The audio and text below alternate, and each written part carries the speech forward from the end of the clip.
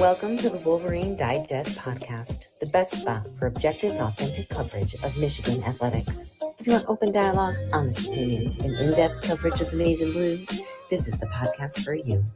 And now, here's your host, Brandon Brown, joined as always by Chris Breiler. I was going to start by saying go blue.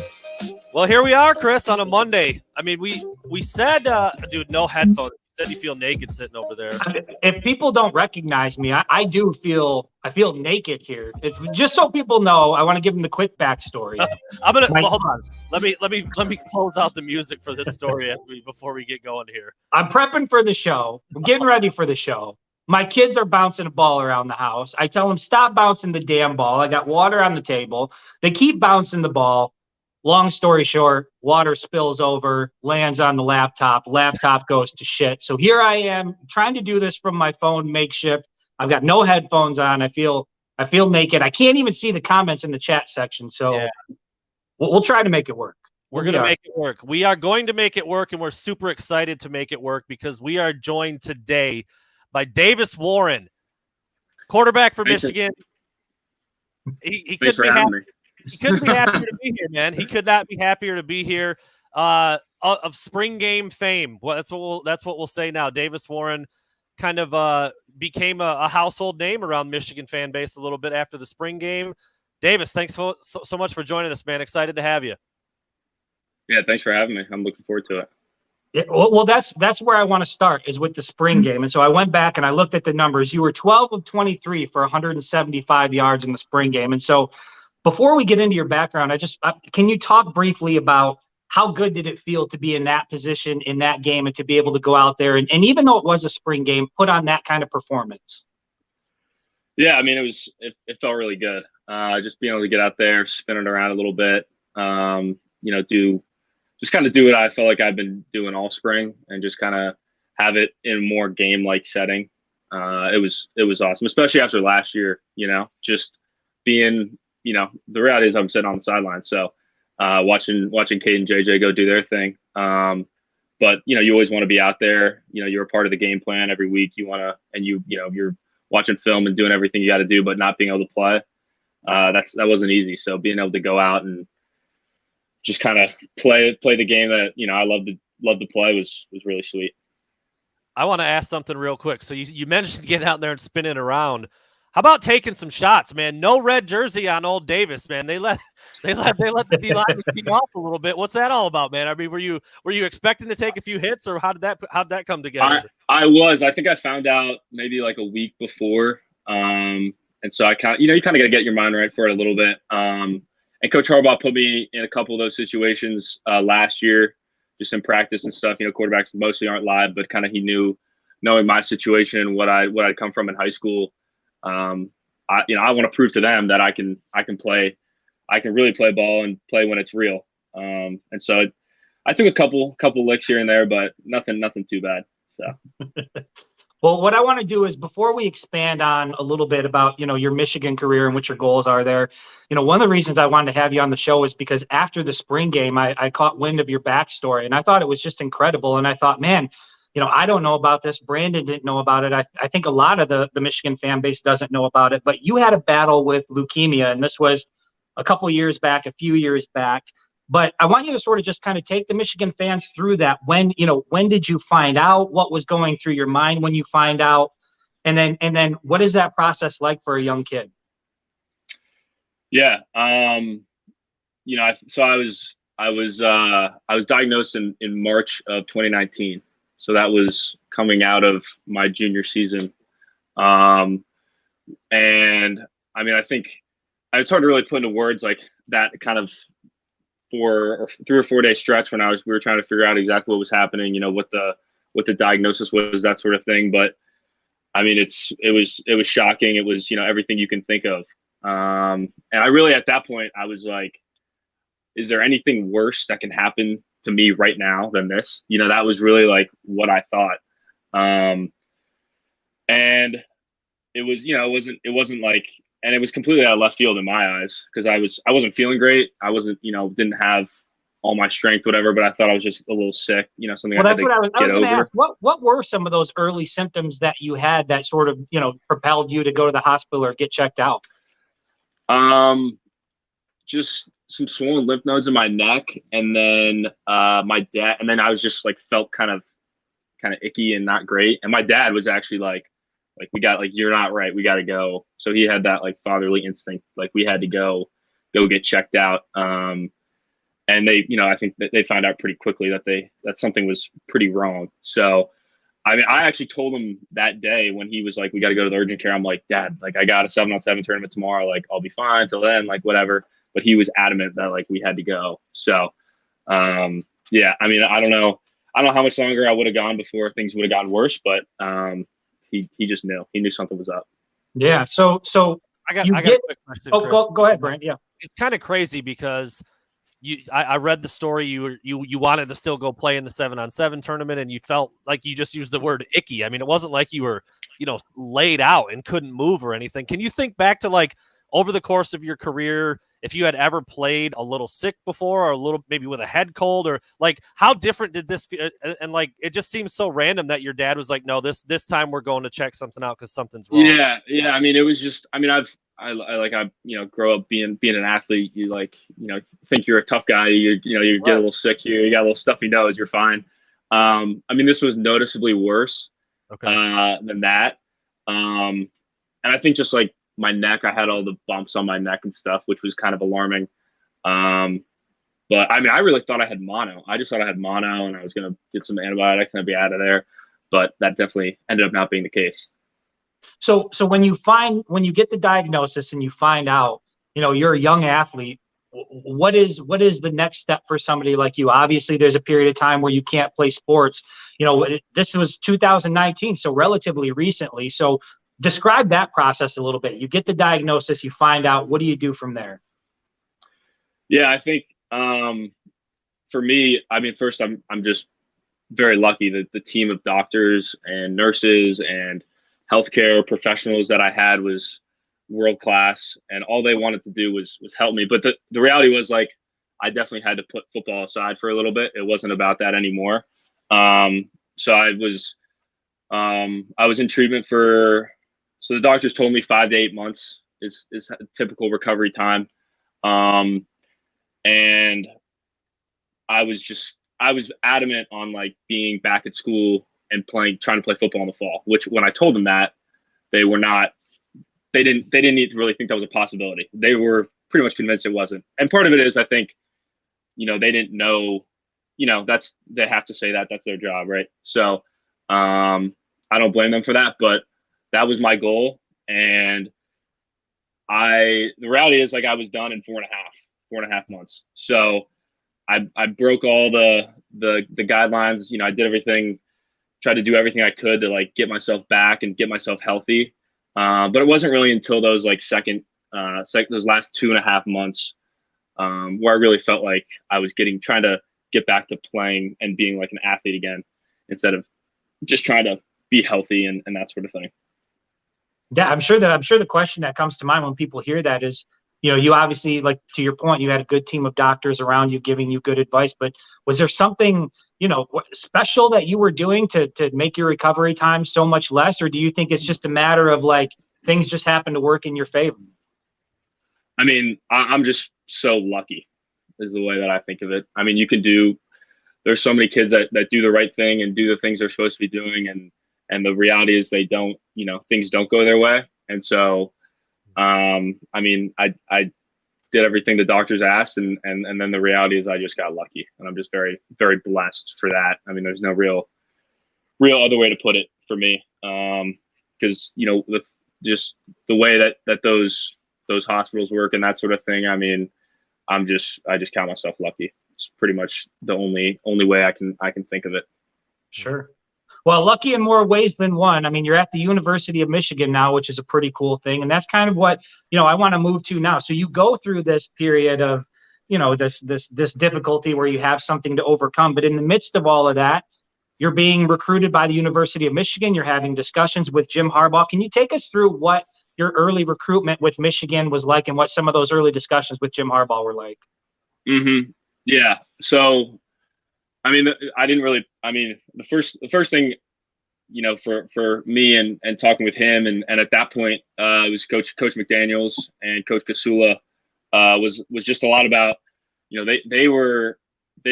I can think they knew that I had talent that they thought I could play at this level, but the reality is I just had nothing to back it up. So, I've been lucky being from LA to train with a lot of top guys in college and the NFL, stuff like that. And so I've seen it firsthand. So I knew from that I had the talent to play at this level. I just really never got an opportunity to show myself. So, and I think they kind of had a bit of an idea of it, but from their perspective, I understand, being a walk-on and being just able to get my foot in the door was such a huge thing for me because I knew that I could play at this level, and I just had to convince them once I got here that I could play at this level.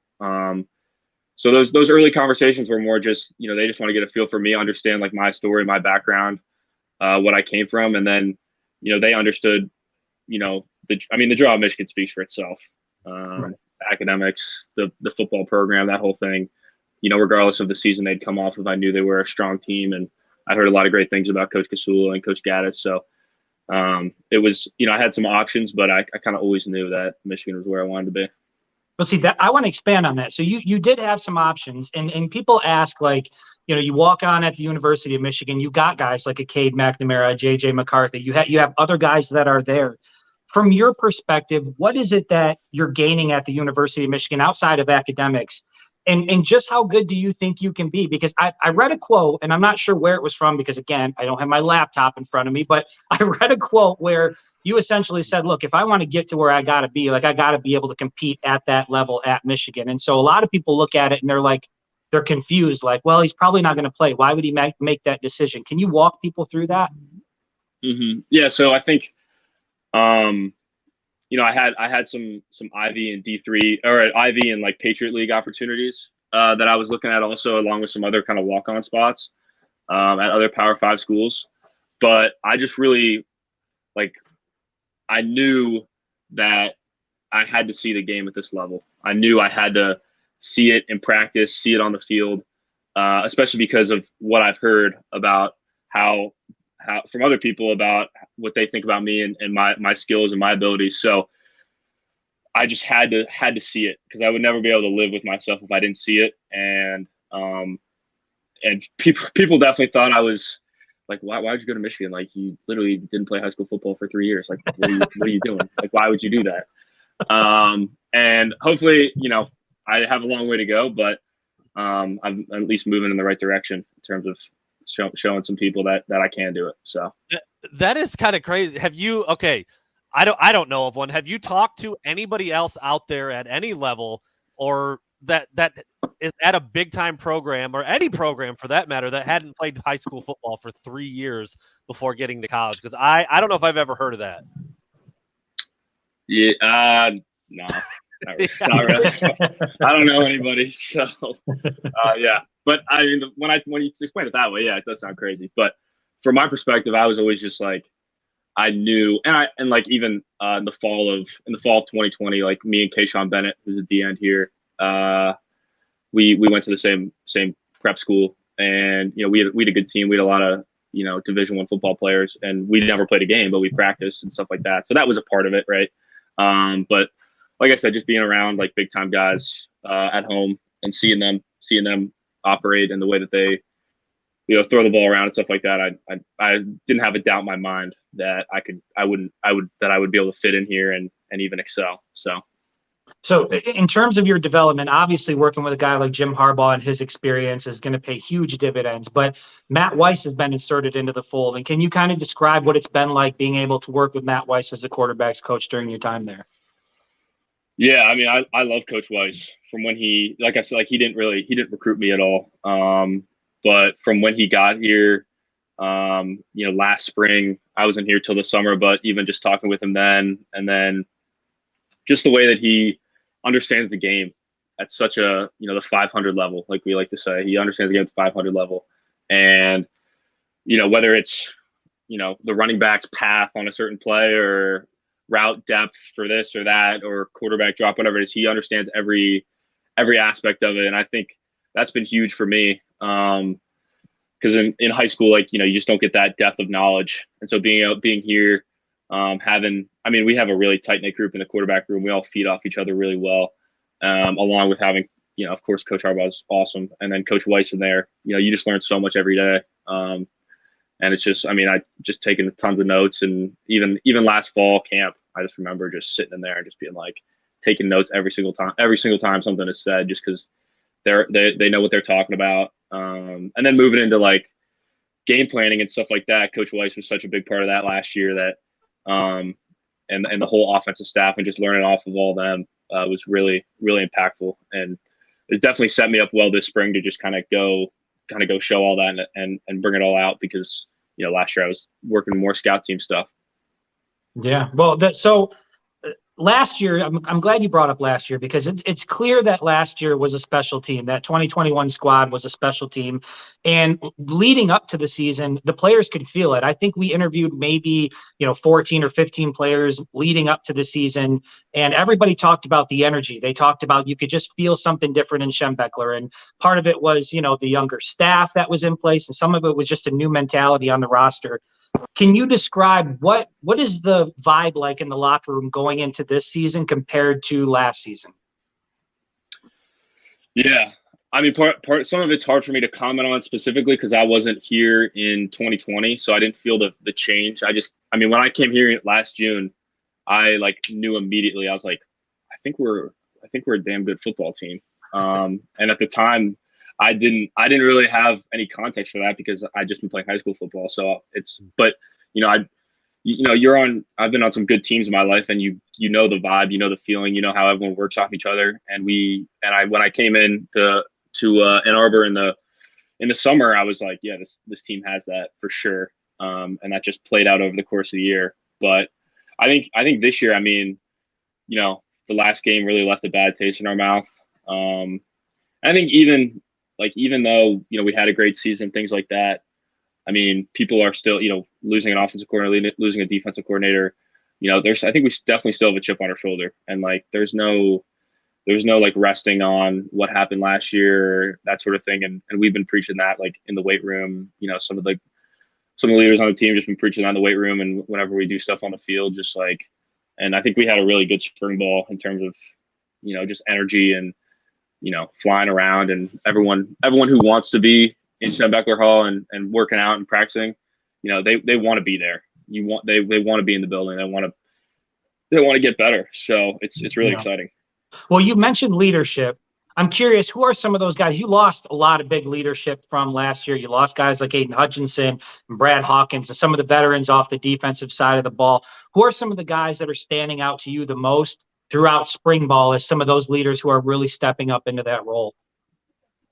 Yeah, like you said, it's tough. Replacing some of those guys isn't easy, especially when they've been here, 5. V was here 6 years. Yeah. So that's not an easy thing to do, but I think, especially,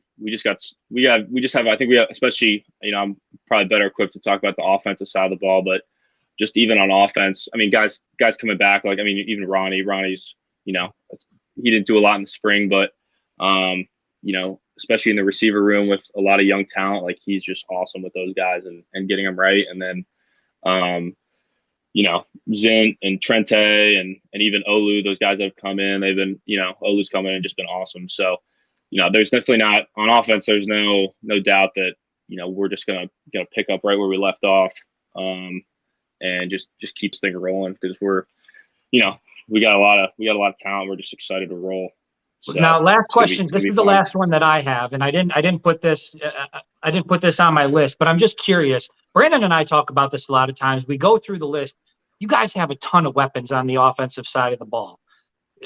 Do you get the sense that in 2022 that this offense is going to look as dynamic as it can be with the pieces you have in place? The reason I say that is because a lot of people get the sense that it was pretty run heavy last year, and they were looking, at some of these big weapons you have on the perimeter, whether or not those were going to be utilized. And then going into this year, you see even more of those types of weapons. So do you get the sense that maybe the offense is going to open up a little bit this year? And I hate it sounds it's hard to be critical of a team that won a Big Ten championship and went to the playoff. But, we want to see I want to see what you did during the spring game a lot more. Yeah, I mean, we're just, in the quarterback room, we're just taking what the defense gives us. So I'll leave you a little bit with that. But, some of those throws down the field in the spring game were, we knew we had matchups that we wanted to take advantage of. And, I know, we're not, none of us in the QB room are afraid to cut it loose. But, just in the receiver room, it's just stacked. It's just, it's like you can't even have enough of them on the field at once. And even, the tight end group, the running back, all of them. They have guys that can play all over the place. So, it's up to Coach Weiss and Coach Moore, what they want to do. But, if a team thinks they're going to come in and have to defend the pass, then we're going to pound it down their throat if they think they're going to stack the box, and we're going to go cut it loose. So, that's not that different from I think the mentality last year, but it's exciting, and it's seeing the guys in practice and being able to just even not even I'm not even with the ones, and we're I still got a ton of guys who I can cut it loose to. So there's a ton of depth, and it's makes it way easier to play quarterback when you got guys that can make plays and do things like that. So it's gonna be exciting. Yeah. Brandon, you got anything left? Yeah, I wanted to ask. The most important question, right? Unfortunately, Davis, you showed out in the spring game, but you lost. How are the hot dogs? How are the hot dogs after? By the way, they were not boiled. Zach Zinner said they were going to be boiled. They didn't look boiled to me. I will confirm they were grilled. So they were grilled. I don't mind a good hot dog. I was saying to somebody I hadn't had a good hot dog in probably like 3 years. So they were cold and they were not that good. So it was kind of tough too, because it was like Monday, it was raining, we had lost, and we all hate losing. We're a competitive group, so we had lost. It was just kind of tough. The blue team just in our face, and then just walk. They literally they have white tablecloths down upstairs, and then we walk downstairs, and it's just bags of hot dogs. So that's good stuff. I had to eat a couple of those and then go find something else to eat. So it was tough. I was curious about this. This is my last hot dog question, I promise. But so we're in Southeast Michigan. It's like the Coney dog capital of the world, right? Chris, you lived a lot of years in Chicago. You got the Chicago style dog. We got an LA kid. What do LA people do with their hot dogs? Is there anything special, or you just keep it simple? They don't even eat hot dogs in LA. They might not. That's what I want to know. We just eat tacos. You guys got hot dog stands. We got taco stands. So okay, a couple Dodger dogs. Those are big. Going to some Dodger games. But no more. I would have loved some tacos, but that wasn't what the menu had. Not in the cards. I'll get back to a real question now. So the spring game obviously is in the books now. You guys have been off. You got some time to yourselves, I think, right after the spring game. Actually, no, you had one more practice after the spring game. So I wanted to ask about that. What was the very last practice? Because the Michigan fans in the stadium didn't see the very last one, but we did get to see the spring game. So what was the very last practice of the year all about? What was that like? And what have you been doing, since, and what's coming up in the next couple weeks and months? Yeah. So, the last practice was kind of just cleaning things up. Just kind of trying to end on a high note. So, some of the guys that played a lot in the spring game, kind of took it a little lighter, but it was, still high energy. We want to finish, we kind of preached like we wanted to finish on a high note.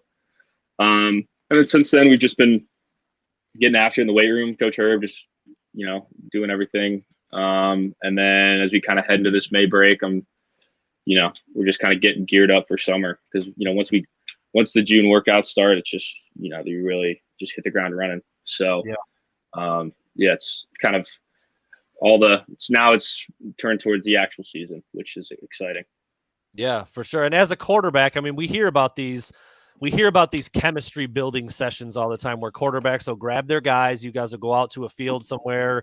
I'm not sure if you're allowed to go to Glick and do stuff there. Maybe you can clear that up a little bit too. But how do those things come together? How do those player-led workouts come together where the quarterback grabs a bunch of dudes, you go out and throw, and how long are those sessions? What kinds of things are you doing? Like, just kind of run us all through how some of that stuff works.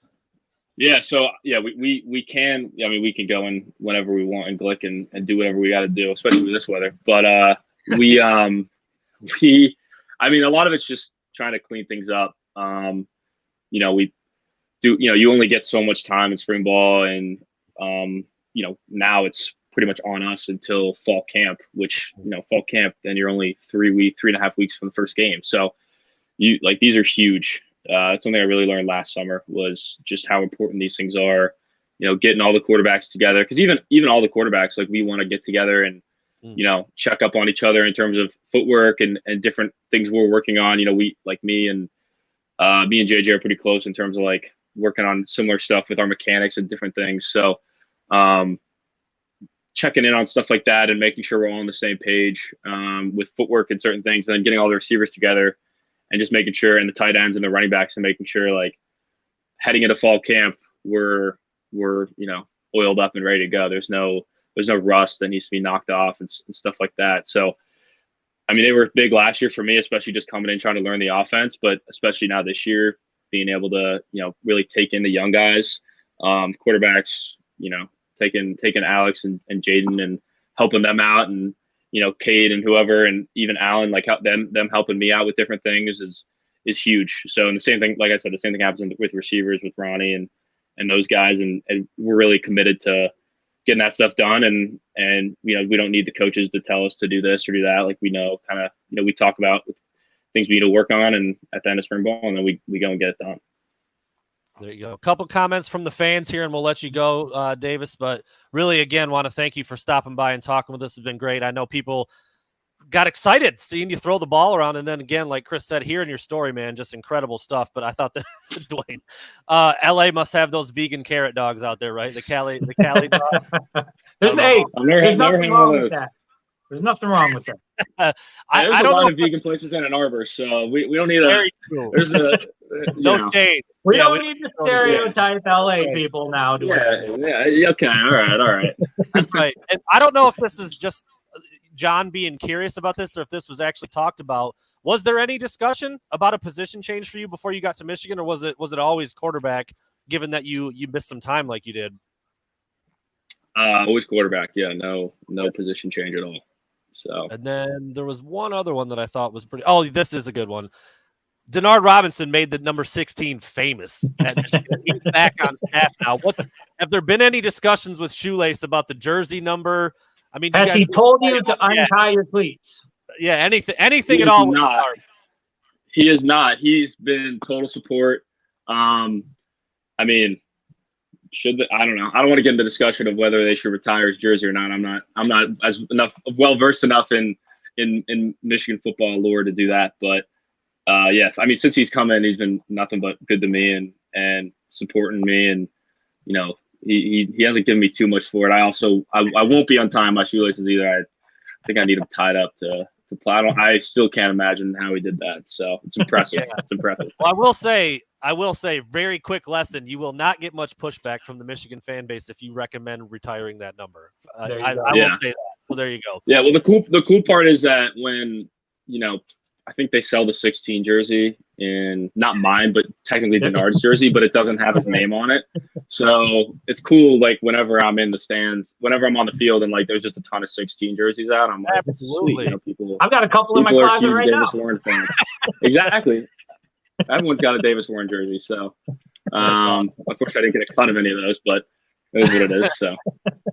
That is awesome. That is a good note to end on right there. Little humor from Davis Warren to send us on our way. Davis, again, thank you so much for joining us, man. It was really cool to talk with you and learn about your story, and best of luck moving forward, my man.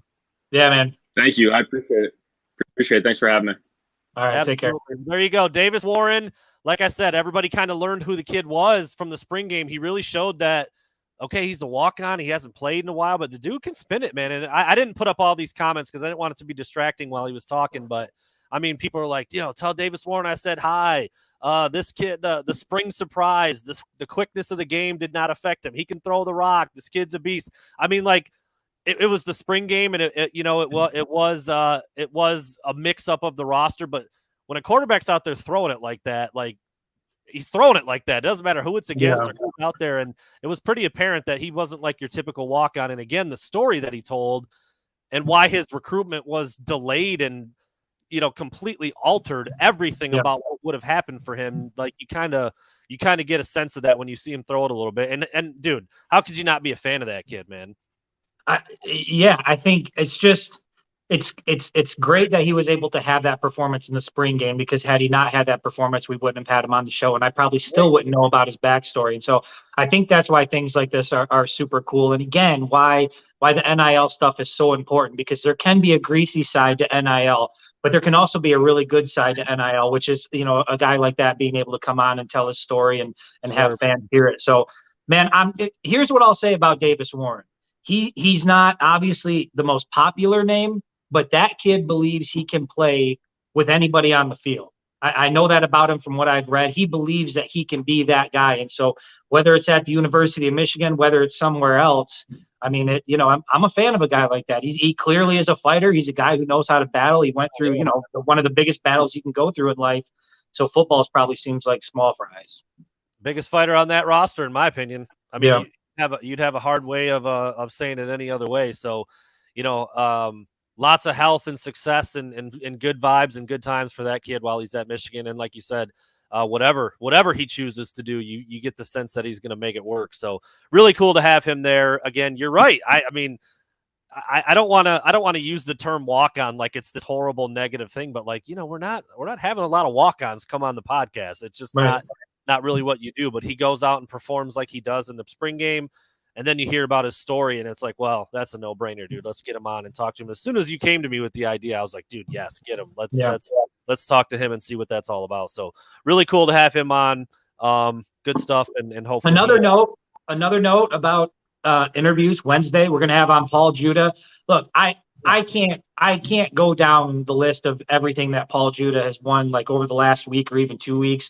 The guy's just dominating men's gymnastics. I think he just won another national title over the weekend. So he's going to come on Wednesday. He's also another kid that, and we've talked about this before, but a lot of people like to brag about how well, Michigan athletics is doing across the board. And this is one of those guys that's really helping that narrative become a reality. And his backstory, again, just like Davis Warren, his backstory is equally as interesting and how he got to Michigan. And I think people want to hear it. Very cool. Well, Chris, I actually need to plug my computer, and I forgot I didn't bring my power cord over, and it's on like 14%. So I don't want it to die in mid-sentence while I'm speaking here. So I'm going to give you the floor. Can you do a very quick outlay of this Michigan State, Ohio State spring game? I don't want to call it a fiasco because I think Michigan State's was I'm going to give you the floor. You lay out Michigan State, Ohio State spring football so far. I will be back in about 30 seconds once I get my power cord. Go. Well, as far as let me start with Ohio State first. I watched Ohio State. They obviously looked good. CJ Stroud looked good, but they looked good last year too in the spring game, and everybody thought they were going to be scary, and they looked scary for a good chunk of the season, but we found out that they were human. So I'm not reading too much into how well Ohio State, played or didn't play during the spring game. But the Michigan State spring game, I was really surprised by it. If you looked on social media, they were sort of talking this thing up. I saw one person say, like, we don't even know if there's going to be any seats available in the stands because they're bringing in all of these recruits. There's going to be this talent there. There's going to be this rapper that's going to be on site, T Grizzly or whatever the hell his name is. And to me, it just looked like a snooze fest. It looked like a glorified practice. I was bored watching it. I maybe watched through like the first half. My wife is coming down to refill my wine, which I appreciate. Oh, I heard the clink of the glass. I can't read the comments because of my computer. Oh, I thought Brandon would have been. Oh, the hell out of it. I forgot about that. She did ask in the comments, but I just assumed you would see it. I forgot you. Well, anyway, so I mean, obviously I wasn't going to be happy with what Michigan State did during the spring anyway. Listen, Spartan Dog could not have been hyped for Saturday because that shit was boring as hell. And the crowd looked like it looked like there was about 500 people on hand to see it. So, so that was the extent of what I saw from the weekend. Was like, I think it was Scott Bell who grabbed all of Mel Tucker's things about like pack the woodshed. We want to do this. We want to do that. And then it was like, it was.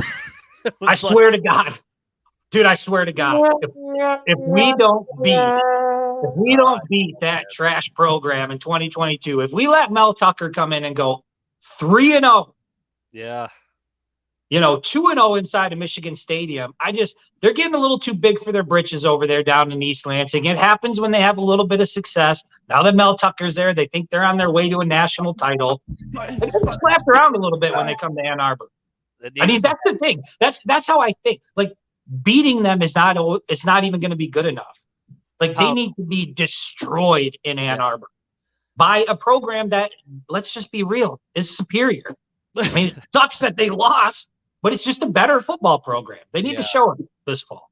I caught the tail end a little bit of what you were saying, but Mel Tucker and Michigan State did make that into a big recruiting event. I don't know how great that looks when there's not a very good turnout and the product on the field wasn't all that great, but like, and the stadium's big.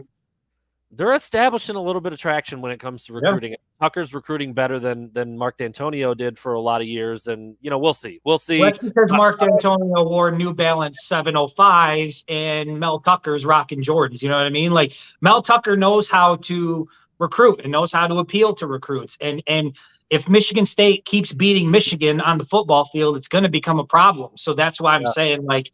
And we talked about this a little bit before. I'm not going to go into it now because I'm going to put up an article about it. But to me, Michigan State, there is only one must-win game on the 2022 schedule, and it's Michigan State. I know that the narrative is Michigan always has to beat Ohio State, and I get that. But if Michigan goes to Columbus and loses to Ohio State, you're down in Columbus. You won last year. You won a Big Ten championship. It's not going to seem that devastating. If you lose to Michigan State and you go 0-3 against Mel Tucker, there's another narrative that's going to start to grow. Like, that's the thing. Jim Harbaugh and Michigan put to bed so many narratives after this last season, but there's one that's still lingering out there. And if they don't get it done this year, then it's going to become a thing again. I just want to go a while without there being a thing, Yeah. No, I hear you, man. I hear. Did you touch on Ohio State's at all? Oh, their new celebration. Well, okay. We'll get into that right now, I guess, since you brought it up. I mean, they're trendsetters, right? Just absolute trendsetters, just paving the way, just plowing the field, whatever you want to use. I mean, this new tradition that Ohio State has created and invented, the turnover cam, dude. Wow. The defense gets a turnover. They all run over to the sidelines and pose for a picture, dude. I mean, what an idea, man. What an idea. Except for Michigan did it last year for the entire season, you morons. What is this inventing and introducing a new tradition? What is that about? Like, first of all, it's fine. It's a cool thing to do, but you can't like champion and like trumpet that you came up with this idea when you very clearly didn't. And like, they know Michigan did this last year, because I'm sure there were Michigan. I mean, like, when Osborne was like missing on the sidelines during that one stretch of time, he's like laying in there getting his photo taken. And a lot of people's immediate rebuttal is like, well, Michigan didn't come up with it either. They've been doing this for years in the NFL. Well, a couple things. First, Michigan, I don't think if they did do this, I didn't see it. I don't believe they ever put this big display out like they invented or came up with this new tradition, and it was something that they started by themselves. Now, if they did, I retract that statement. They shouldn't have said that, because they aren't the first to do this. But it is a little different. In the NFL, a lot of the players after a turnover or a big play will run to the end of the field together as a group and pose for the photographers who are there working the game. The Michigan thing is they come over to the sideline, they pose for Aaron Bills, the team photographer, and then they use those photos as decorations around the football buildings. It's slightly different. It's not exactly what the NFL has been doing, but it's close. This thing that Ohio State's doing now is exactly like what Michigan did all of last year. So for them to say that they're introducing a new tradition is just Brandon, pretty funny. You want to know what the only tradition? You want to know what the only tradition I care about is? Winning. Yeah. Winning. Well, yeah. That's the only tradition I care about. Yeah, got to win. win on the field, you earn a little bit more bragging rights. You get to talk a little bit more shit, See, whatever. that's the thing. How does that work? Like Ohio State has beaten Michigan. They beat Michigan like 10 years in a row, and then Michigan gets a win, and then they beat Michigan another 10 years, and then Michigan gets a win. Are we allowed to talk shit after one win, or do you got to string together like some consecutive wins? Because I feel conflicted. Like I want to talk shit on one hand, and then on the other hand, I feel like, man, we got to get a couple in a row before we can do that. You can a little bit, I think, because last year was pretty resounding. It led to a Big Ten title. Michigan played in the playoff. But, what have you done for me lately? That's always the thing. It's like the most recent, Michigan State fans are still chirping all day long because they beat Michigan last year. It doesn't matter that Michigan finished atop the standings, played in the playoff, pounded Iowa in the Big Ten title game. Michigan State did win last year, and Paul Bunyan is in East Lansing right now. So they have that. And you can't take that away from them. So I feel like it's the same deal with Ohio State. You cannot take away what Michigan did to them last year in the Big House, how impressive that was and what it looked like and the picturesque backdrop and Hassan's 5 touchdowns and all that. I mean, you can't take that away. But it's not a thing where you can just run your mouth nonstop and just let it fly because, like you said, let's be honest, 2 out of the last 18 years or whatever is not a whole lot to be bumping your gums about. It's just not. Yeah, but I mean, and it's all the more reason why, I just got done saying Michigan State's probably going to be the most important game on the schedule. But if you're looking to turn the tide in the rivalry, putting together 2 wins in a row would be really nice. When the hell's the last time Michigan won 2 games in a row against Ohio State? It's obviously pre-2000s. It's over 20 years. Yeah, I don't have it in front of me, but you got to get 2 wins in a row, I feel like. So I want to talk a little bit of shit, but I don't feel that confident in it quite yet. Just got to get one in Columbus. Yeah. There's no doubt about it. Getting one in Columbus would change things in a big way. So plus you can't have the flu 2 years in a row, right? Right. You can't use the flu excuse 2 years in a row. All right, another little small bit of news. Jordan Morant has hit the transfer portal. Not all that surprising given where he's been at on the depth chart. He's the same class as RJ Moten, who's playing a ton at safety, and he's older than Rod Moore, who played a lot at safety last year. And now Michigan's bringing in guys like Zeke Berry and Keon Sabb and Damani Dent, and Makari Page even played a little bit last year. In 2020. I know he didn't see the field much in 2021, but a pretty crowded room and just not a lot of snaps available. In fact, Morant played just 7 snaps on defense last year. Mostly was reserved for special teams and didn't do a whole lot. And so he's on his way out. He'll try to find, another program where he can contribute a little bit more. But, this is a guy we had on the podcast, so it's a little bit of a bummer to see him head out and, not really make an impact at Michigan. But it happens this way. I mean, at big-time programs that recruit well and have some success with guys on the field, guys at some of those same positions that are a little further down the depth chart, they want to play, and you can't really fault a kid for making that decision to go out and try to find some snaps. So Jordan Morant is a Wolverine no more. I mean, thoughts when you saw it? I mean, like I said, it's not like you can't look at it as a big loss, but anytime a guy doesn't quite pan out, you're just like, man, I remember following him as a recruit again. We had him on the pod. A little bit closer to home this time. Similar to what I felt about when Andre Seldon, entered the transfer portal. I remember watching his recruitment thinking, yeah, he's undersized, but that guy's a dog and he's going to be a scrapper out on the perimeter. And yeah, it sucks. But like you said, I mean, the only thing I wish was different would be sometimes the fan reaction of these guys that enter the transfer portal. Obviously we report on it when it happens. And, these guys, they all want to be good at the University of Michigan. That's why they come here, but they also want to play, and they've also got goals of doing, going to the next level. So I always I'm always just frustrated when you announce that a player has entered the transfer portal and the fans are just super negative about it. The kid wanted to be here. He wanted to be successful, and it just didn't work out. It's okay to wish somebody the best of luck in whatever new endeavor they're going to, take part in. So I wish Morant luck. Yeah. East Coast, right? Jersey kid? Yeah, Jersey kid. Yeah. So we'll see, we'll see where he ends up. Maybe he'll go to Syracuse, team up with Valario. Sometimes guys, it's interesting that you bring that up, and you mentioned Andre Seldon, who's out in New Mexico. So sometimes guys go, much closer to home. They get back closer to home a little bit, try to find some comfort in that, find their support system and find a place to play.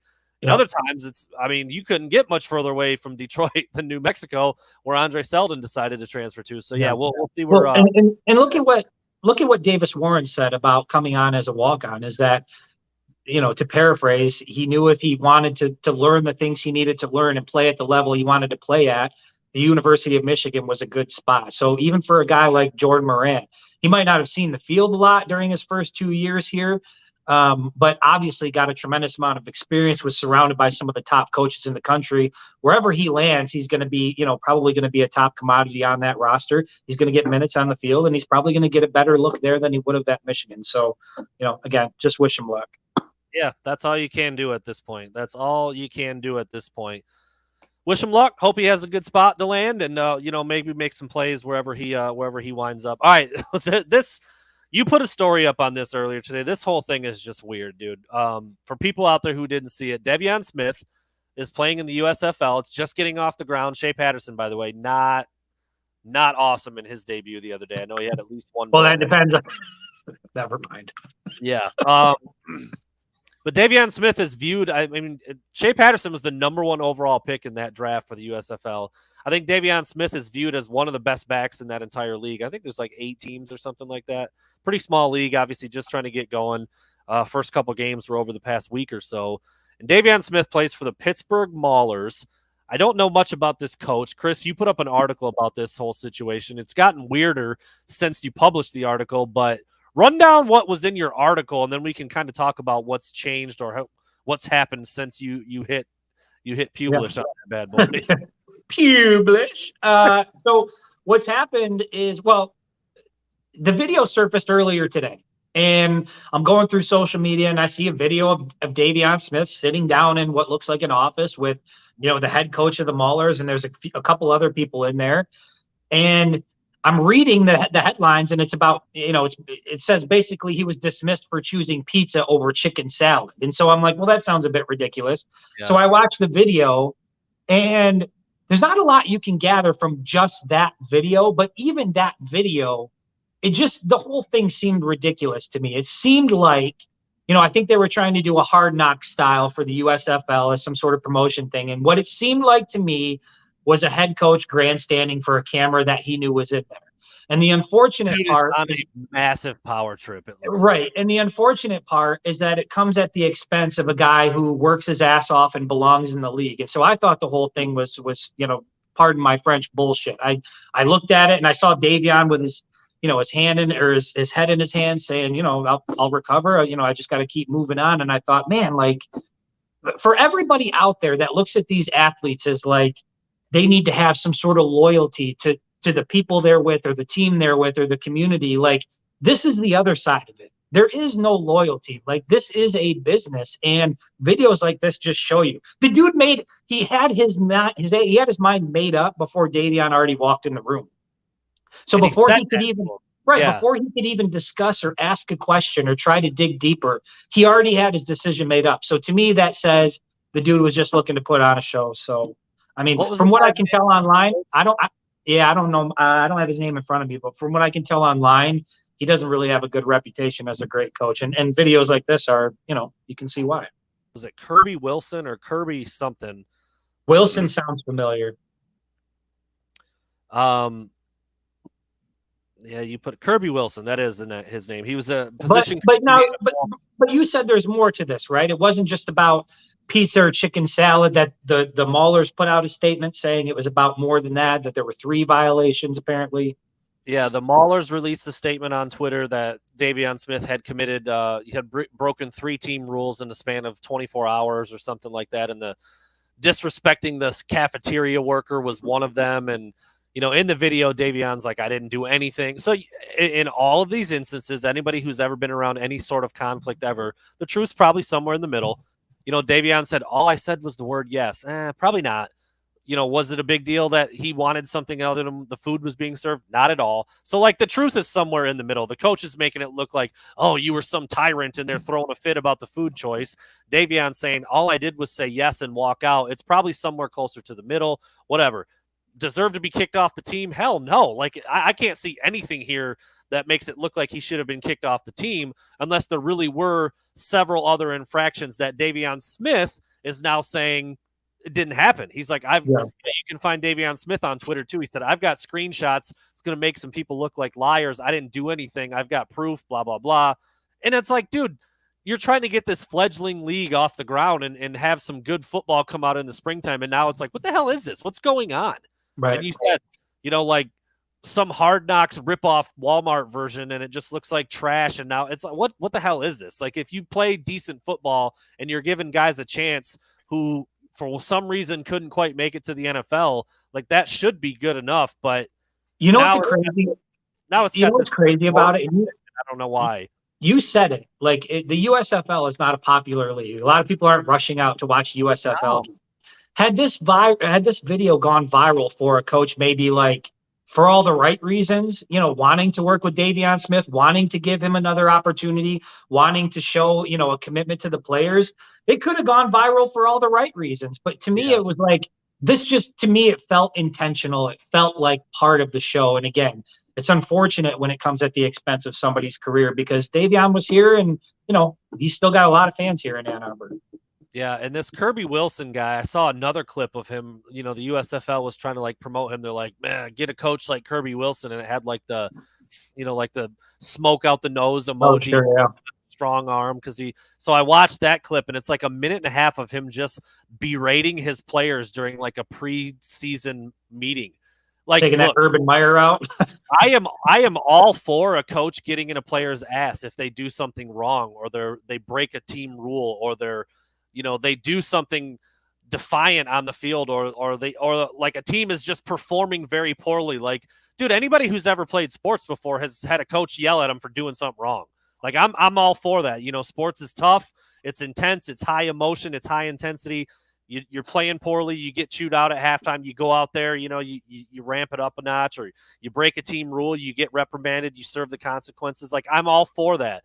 This was literally a dude just swearing at his team, dropping F-bombs up and down and yelling at people just to be like, I'm a tough badass. That's trash. You like, I also think while I'm all in favor of a coach getting on a team's ass when it's necessary, that coach should love those players, man. He should want the best of them all the time. He should go to war for those players. He should have their best interests at heart. And I've seen 2 clips of this guy where I think he doesn't deserve to manage a dollar store. Like, he just looks like a dude who has no clue how to lead men. And that's why he hasn't ever climbed the ladder in the NFL and has been stuck at the position that he's been at. Like I said, I just don't think that's the way you do things. And it sucks that it's at Davion Smith's expense, like you said a couple of times. But if he is viewed as one of the best backs in the league, then he's going to get another job. And it's going to be the Pittsburgh Maulers lost and that Kirby Wilson guy. The Brad. I don't even know what the structure is. Like, are there team owners, or is there just one like CEO? Here's what I'll say: the only thing that can get me to watch a USFL game now is if some team picks up Davion Smith and they end up playing the Maulers. That game I will watch. So, I don't know, just a weird situation. Another one of those deals where it's like the true story, it probably isn't being completely conveyed, but at the end of the day, it seemed weird that he was, removed from the team, and the way that the coach did it wasn't very professional. And then I saw this other clip where he's acting like even more of a jackass, and I'm like, all right, I'm done with this guy. I could care less if I ever see another thing from him. So we'll see what happens with that league, with that team, with Davion Smith, everything. It's been a few years since he's been at Michigan, but I mean, the dude's not very old. He's got some football left in him, and like I said, he's being billed as one of the better backs in that league, so hopefully he gets another shot somewhere, because it seemed a little weird.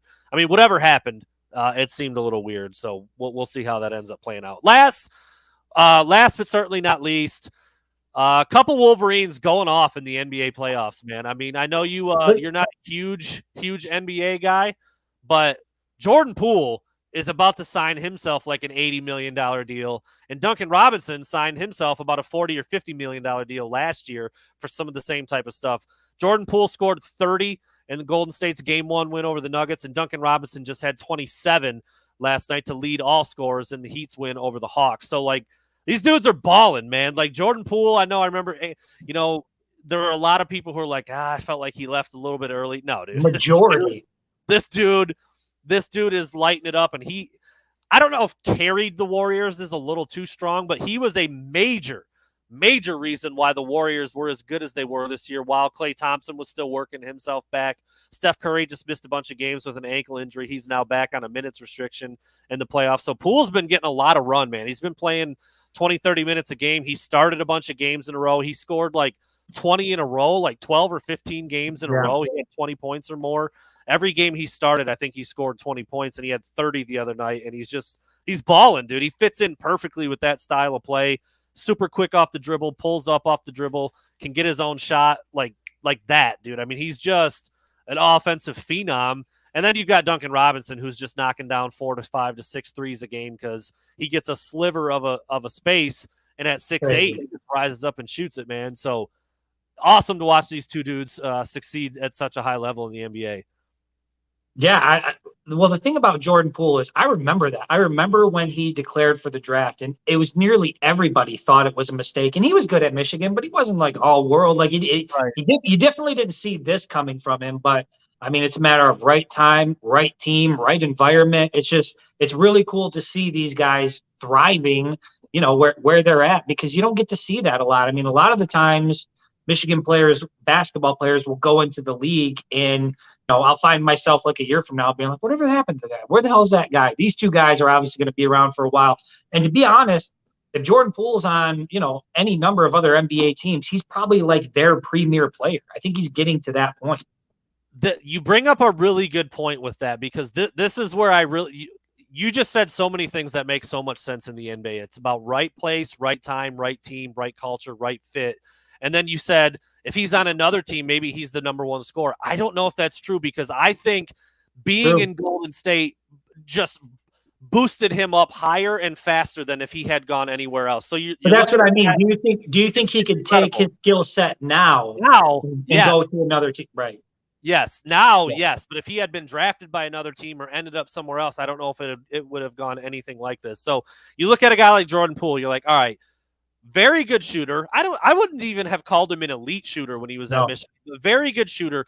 Certainly had a clutch gene. We all remember his buzzer beater against Houston in the tournament. Can play above the rim. Fearless. He's not a dynamic athlete. Like, he's not a jump out of the gym guy, but he's more athletic than you think. He can finish at the rim. He dunks on people sometimes. I was going to say, what was that dunk against Penn State? I think that really stands. Was it Penn State where he posterized the guy and then he stares into the camera afterwards? Yeah, maybe. And then moves incredibly well without the basketball. Understands how to cut. That's probably a lot of credit to John Beilein, knowing when to cut, where to cut, how to cut, where to set your defender up. He can get his shot off the dribble. He can operate very, very well in the pick and roll. He's outstanding at all of those things. So are there two guys in the NBA who do all of those things better than anybody else that you might want to go learn from?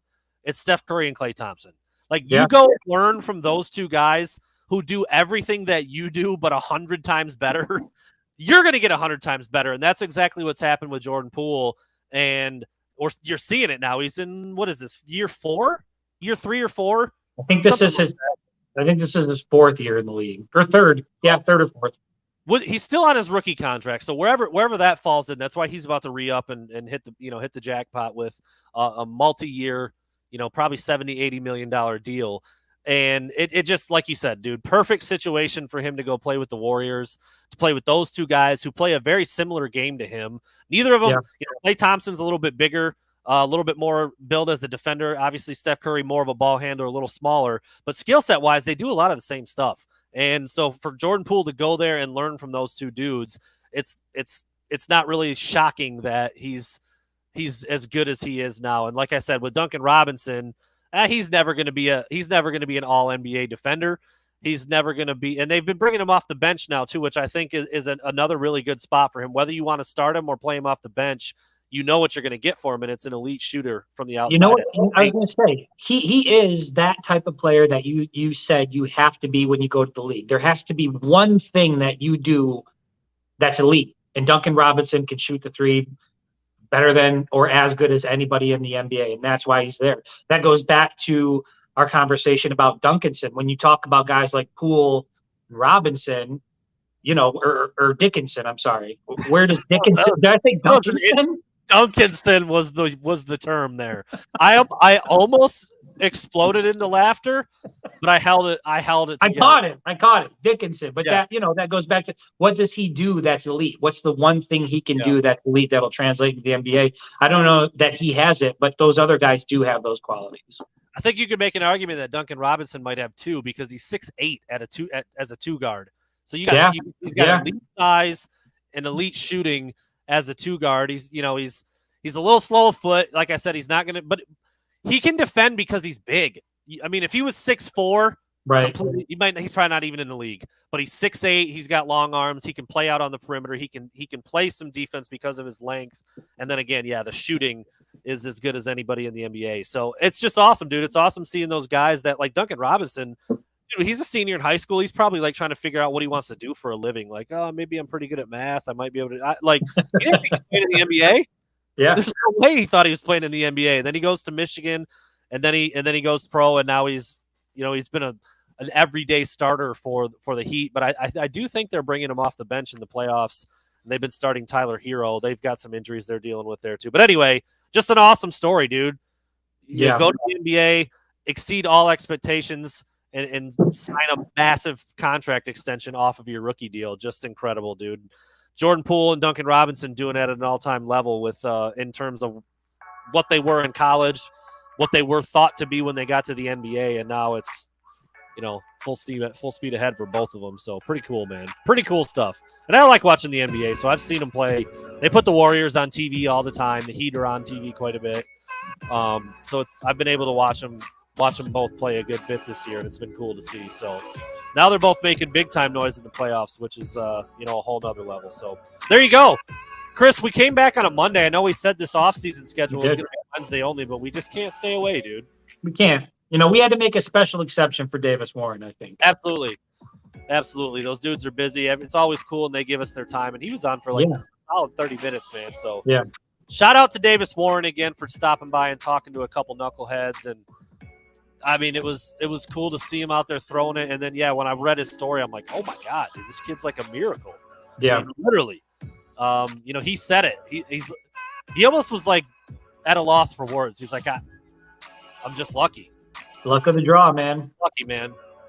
And that's got to be a pretty amazing feeling. So, again, really cool that he stopped by and talked to us. Are we lucky? Are we lucky about anything, Chris? What are you lucky for? Look at what we do for a living.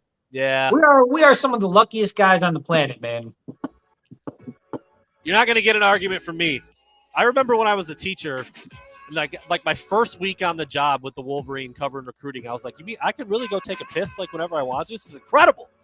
This is amazing. Dude, stole suits out of my car. I used to move modular homes off their foundation and have to crawl under the crawl space that had been under there for like 60 years. Dude, I've done some shit. Worked at some gas stations, like cleaning tires. Dude, this is cake. This is all world. Living the dream. There you have it. We'll be back on Wednesday with Paul Judah. Paul Judah. National champion. NCAA champion. Absolute stud. So come back on Wednesday. We'll hear us talk again. We'll think of something. Thanks for listening, everybody. See ya.